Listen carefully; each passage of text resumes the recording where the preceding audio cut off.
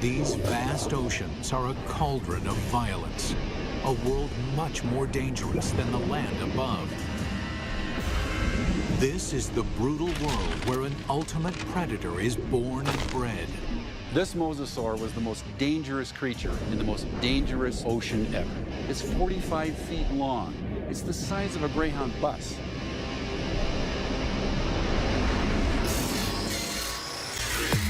Now a monster is resurrected inside a laboratory,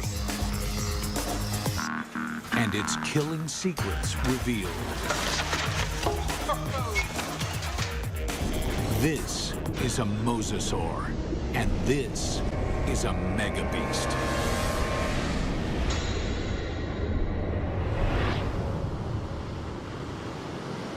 This is mosasaur country. At least it was.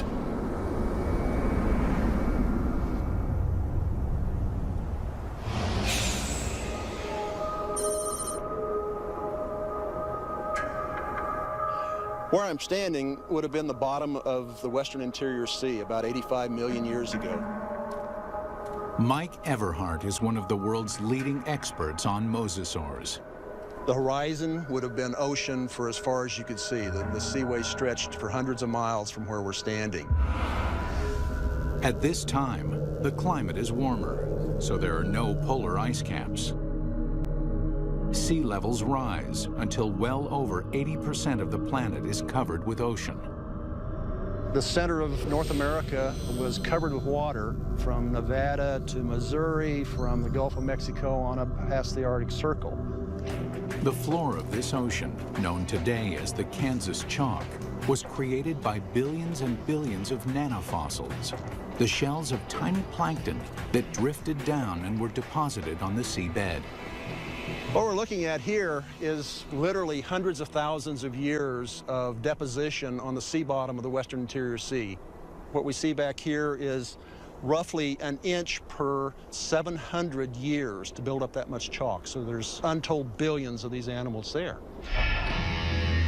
And entombed in this chalk are giant fossils of mosasaur.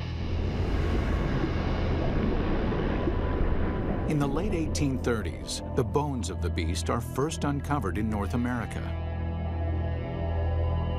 This is where the mystery of the mosasaur begins, because nobody can say just what this creature is. It is a question that first arises when a massive skull is found near the Meuse River in Holland. The first guy who looked at it thought it was part of a fossil whale. It was also thought to be the jaws of a crocodile, a giant lizard, and one person even suggested it was a dragon slain by a medieval knight. A French paleontologist described it as a mosasaur, meaning Meuse River reptile. Eventually, the American bones are matched up with the earlier fossil find in Europe and correctly identified as a mosasaur. Over the next 80 years, as scientists begin the serious hunt for dinosaur fossils, a pattern emerges. In every corner of the globe, they find mosasaur bones. This points to one conclusion. No other predator has ever dominated the planet like the mosasaur. This guy weighed 8 tons. It could easily swallow a full-grown human male whole, just like a tater tot. Scientists investigating mosasaurs realized that nothing on Earth could have stopped them. It took a cosmic catastrophe to end their reign.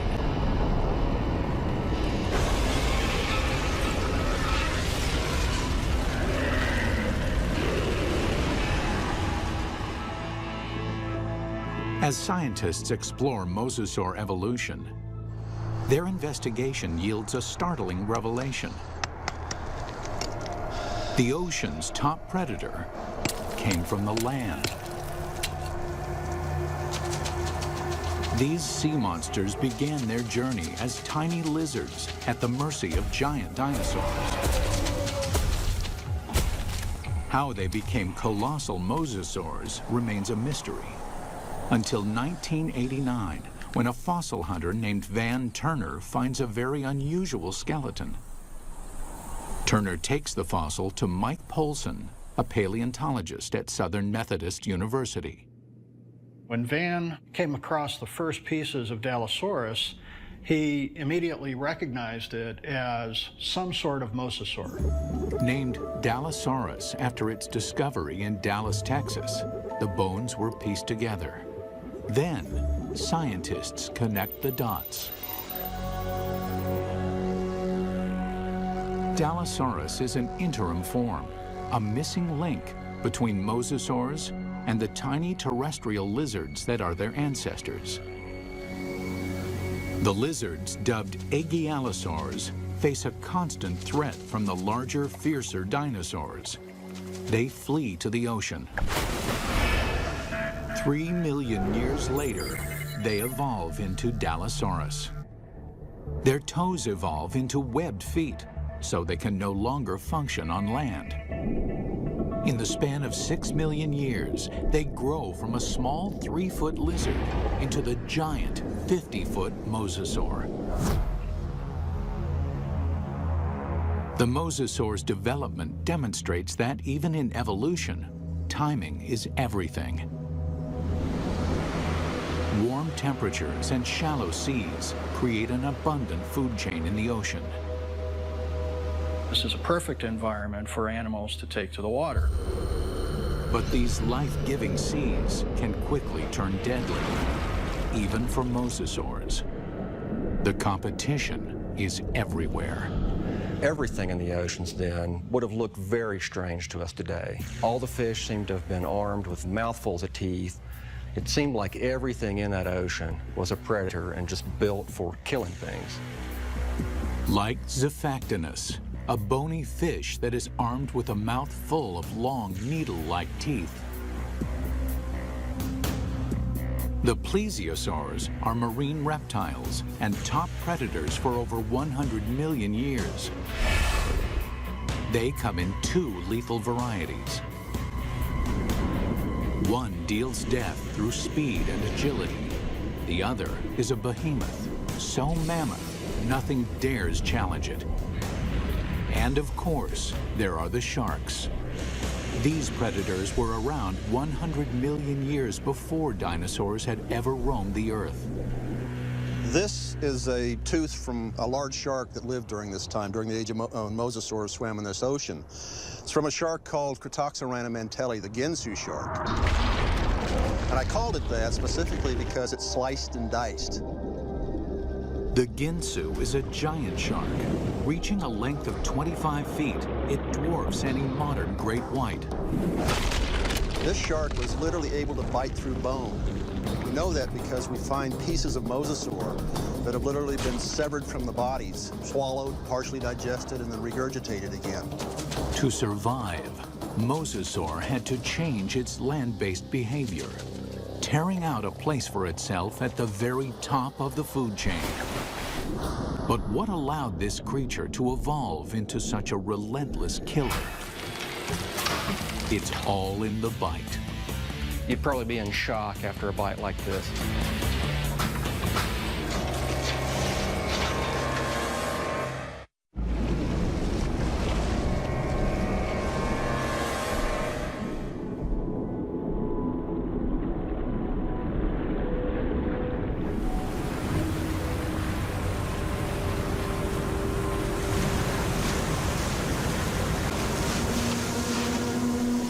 Taking her up.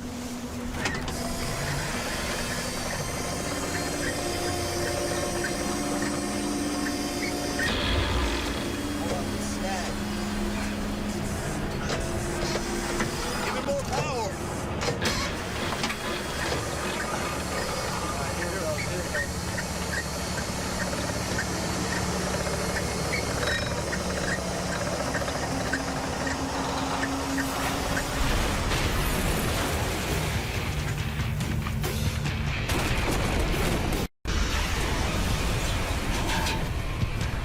Captain, on the port side, on the port side. It's coming back.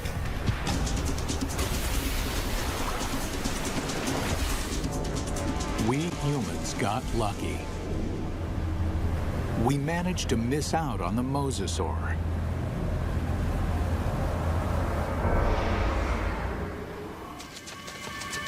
95 million years ago, it is just a small lizard forced to flee into the ocean.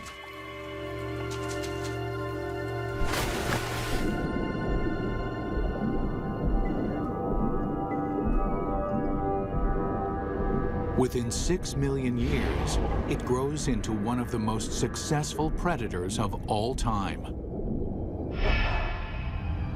But what made the mosasaur such a monster killer? Millions of years of evolution created a perfect formula for the perfect killer. This is how you make an apex predator. First and foremost, breathing.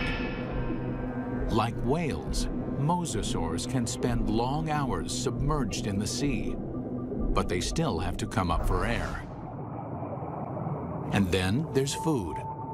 Fish are nutritious, but they're fast and slippery.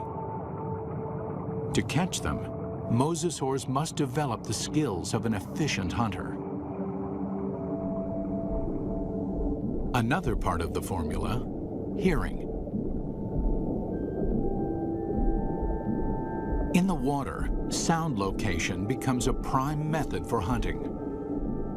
Mosasaurs modify their terrestrial ear into a super amplification system that makes sounds 38 times louder.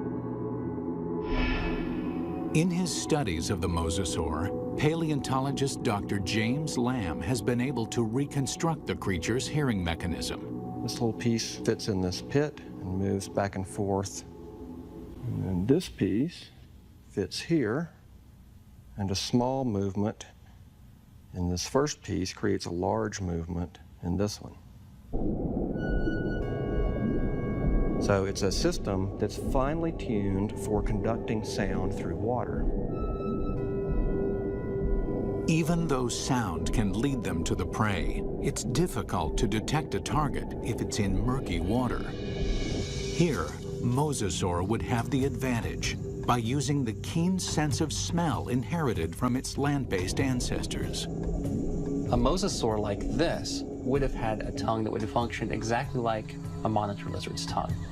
The reason why the tongue is forked is so that the animal can smell in two different directions at the same time. This is smelling in stereo. One more addition to our killing formula. Sonar. The last piece in the puzzle is this set of nerves that run down the side of the upper jaw and especially are concentrated here in the snout. And it's a system for detecting the pressure wave given off by the prey.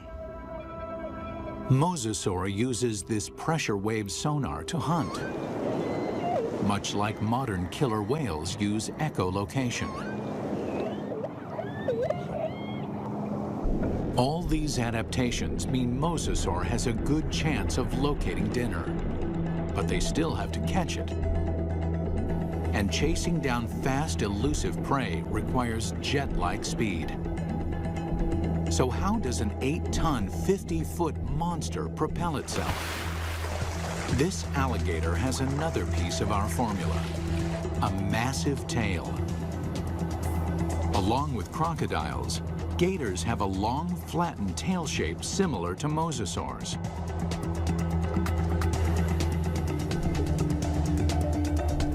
They use the whip-like action of their tails to move quickly through the water. One of the things you notice, first off, when you look at a mosasaur, is fully half the length is the tail. Mosasaurs retain their terrestrial lizard shape, except for the tail, which evolves from a round snake-like shape into a wide, flat paddle. If you look at the vertebra on the tail, they have expanded bony struts top and bottom for the swimming organ that helps them swim. Using modern gators and crocs as a comparison, scientists estimate a mosasaur can reach a top speed of 30 miles an hour. Its whip-like tail is good for quick acceleration, but not sustained high-speed chases. Fish are built to swim fast and far. Mosasaurs won't win a marathon, so they have to strike quickly.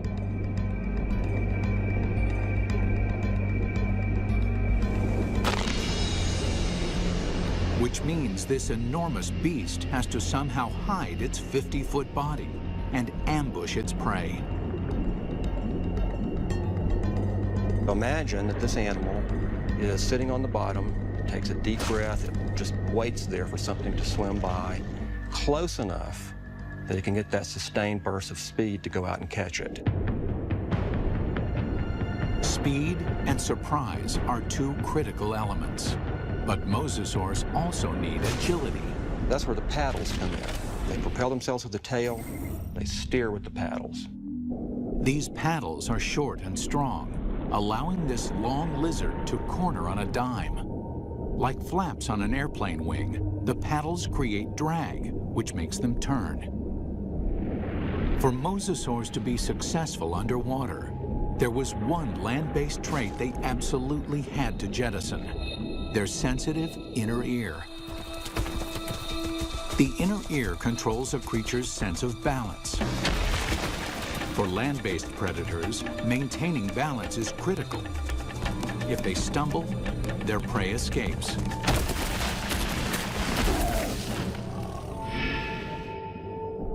But in water, animals move in every direction, like a gyroscope. An animal with a sensitive inner ear can quickly become dizzy and disoriented. Over the millennia, the mosasaur's inner ear begins to dial down the sensitivity, allowing them to quickly twist and spin with no sickening side effects. These evolutionary refinements created a megabeast. The mosasaur can locate, chase, and catch its prey. But catching is not enough. The mosasaur has to eat. And the way that it eats is something that almost defies imagination. It's a prehistoric creature so vicious, it makes sharks seem cuddly. With jaws like steel, it's large enough to swallow a human in one bite. This underwater T-Rex is bred only to hunt and to kill. And across the oceans of planet Earth, this megabeast rules.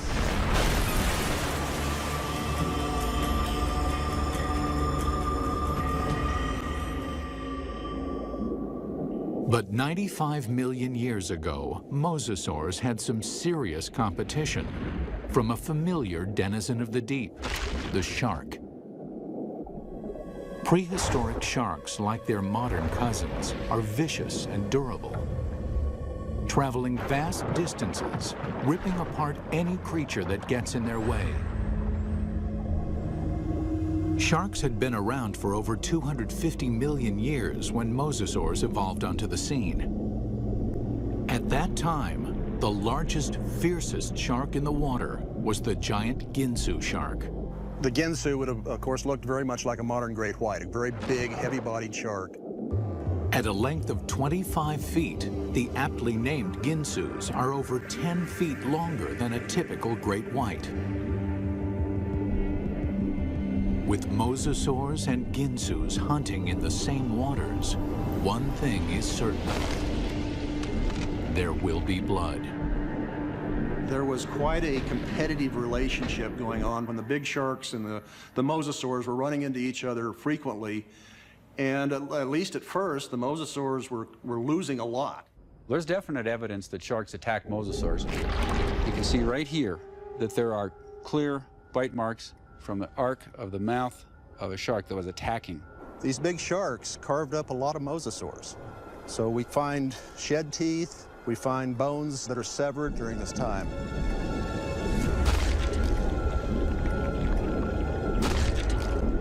While an adult mosasaur can hold its own against a Ginsu, there are other mosasaurs. Mosasaur couldn't do any of that. So what they've done is to basically make a toothed conveyor belt to help sort of tractor the prey down its throat. You can look at mosasaur fossils, and you can look at modern analogs that have a skull that works in a broadly analogous way. But sometimes building a model tells you something you just can't find out any other way.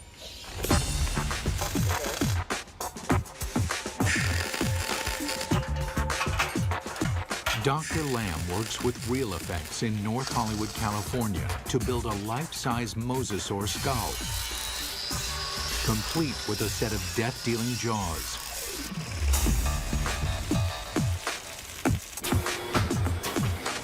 The massive steel jaws are powered by pneumatics instead of muscles and ligaments. Never thought I'd see a steel mosasaur skull, but this is very cool looking.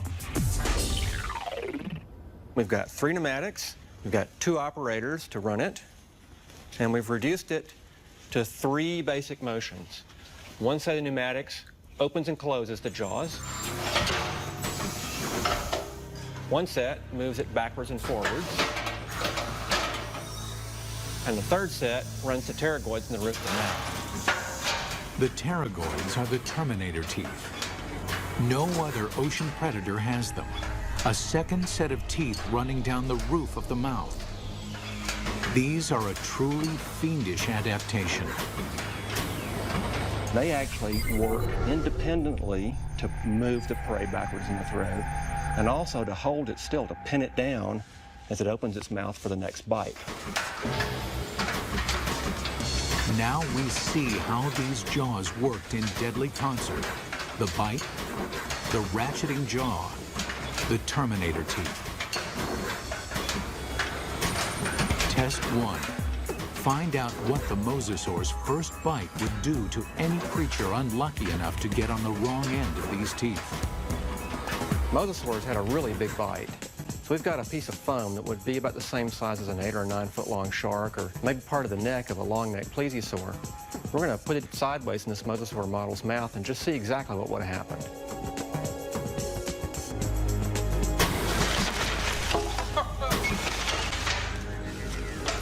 Well, that's going to leave a mark, isn't it? That's a broken neck.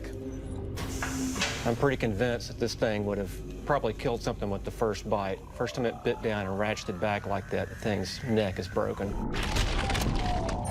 Test 2. Measure the capacity of its bite. Very simply, when our metal mosasaur chomps, how much ersatz meat goes into its mouth? We've got this piece of foam with 4-inch squares painted on it. We're going to feed it to this mosasaur and see how much with each bite this thing would have dragged its prey down its throat.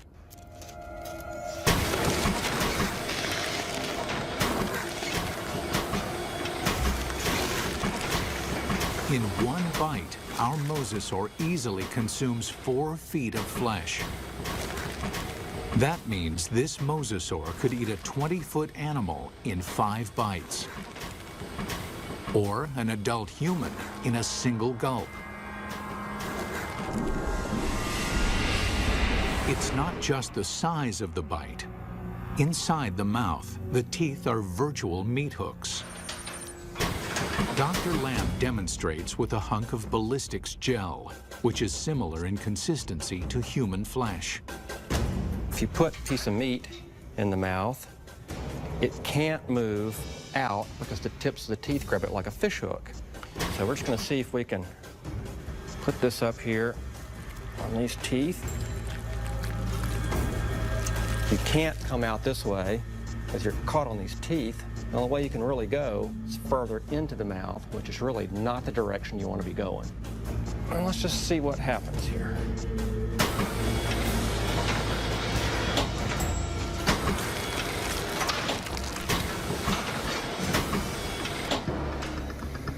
Well, I don't think there's any doubt that you wouldn't want to be a swimmer in a late Cretaceous ocean. You can actually see tooth marks where it just cut right through about 10 pounds of flesh like it was just butter. That would be nasty.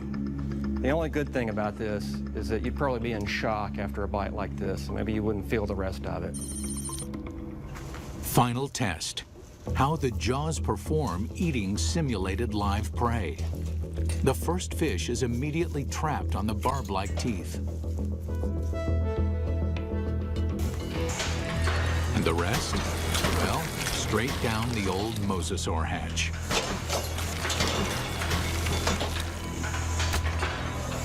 In 20 seconds, our captive mosasaur can eat 500 pounds of fish. Why? It doesn't bother to chew them.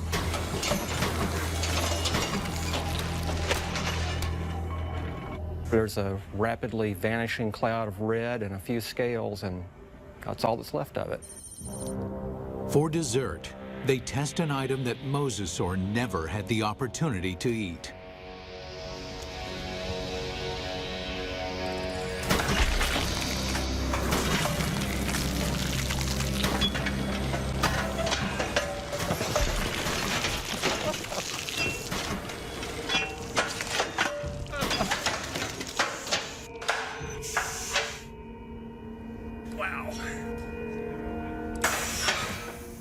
Well, I'm not sure what we learned by that, but that was quite satisfying. It's abundantly clear why mosasaur is the ultimate success story of evolution, growing from a 3-foot lizard into an alpha predator. Although this megabeast drove all its enemies into extinction, fossil evidence suggests another enemy took their place. And this enemy is something the mosasaur has never seen before.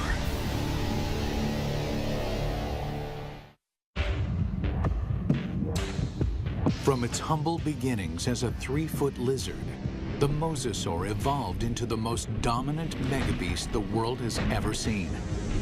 Nothing in the ocean can kill it, let alone live with it.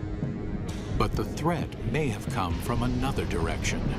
What we're looking at here is what I would like to call a paleo crime scene. It's a very old cold case file. Scientists studying mosasaur fossils find evidence of attacks on these giant reptiles. There's a healed bite mark here, this raised ridge. There's a second puncture wound here with this lip of reactive healed bone around it. There are 2 marks up here on the top of the skull, and it probably killed the animal fairly quickly. What animal is vicious enough to attack the deadliest creature in the sea? And we can measure the distance between those bites, and we can marry it up with the jaw of another larger mosasaur, and the teeth fit perfectly into those holes. It makes perfect sense. The only thing mosasaur had to fear may have been mosasaur itself. Experts think that mosasaurs engaged in snout wrestling or face biting to establish dominance. We see really analogous behavior in modern saltwater crocs. Almost always the males, and they're defending a breeding or feeding territory.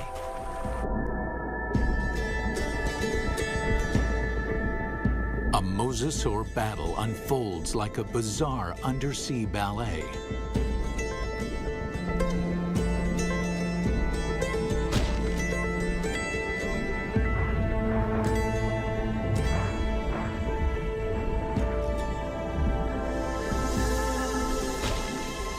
When one establishes dominance, the other gives up and swims away.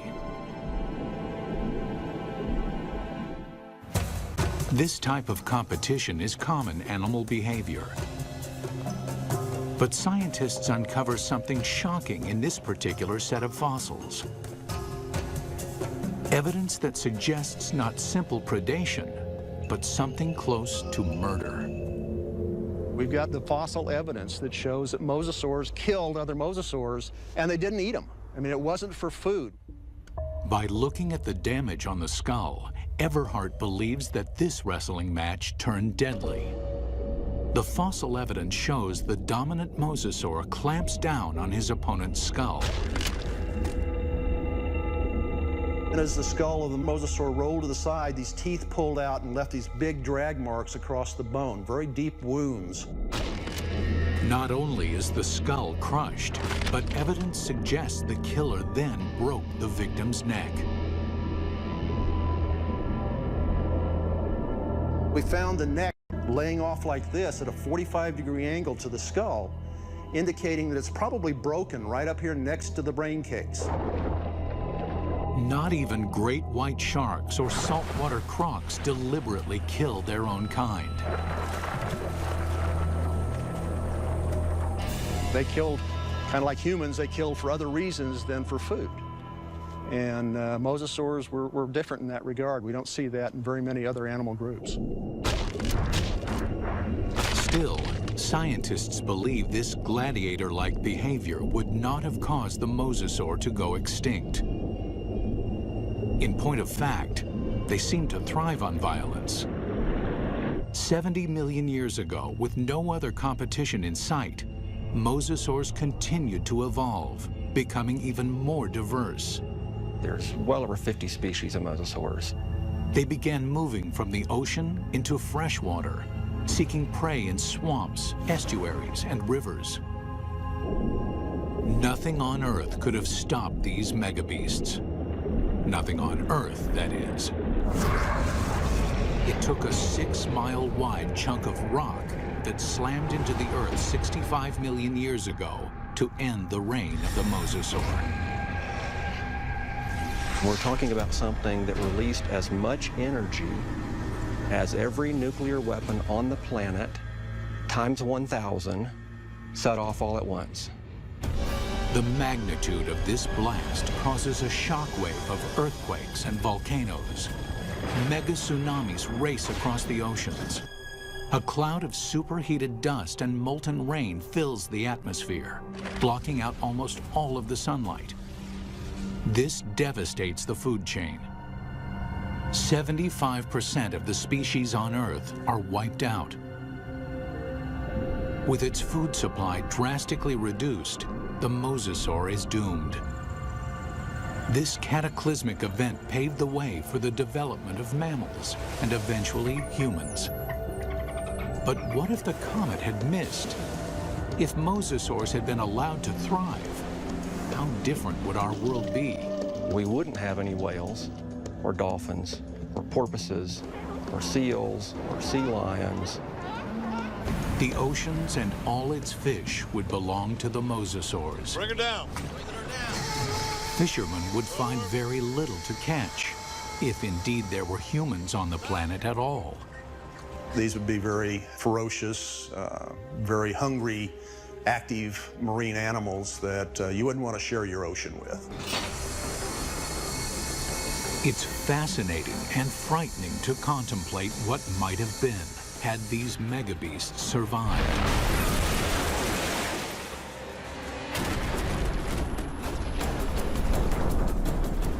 The oceans of the world patrolled by these giant killing machines, 50 feet long, with jaws the size of T-Rex.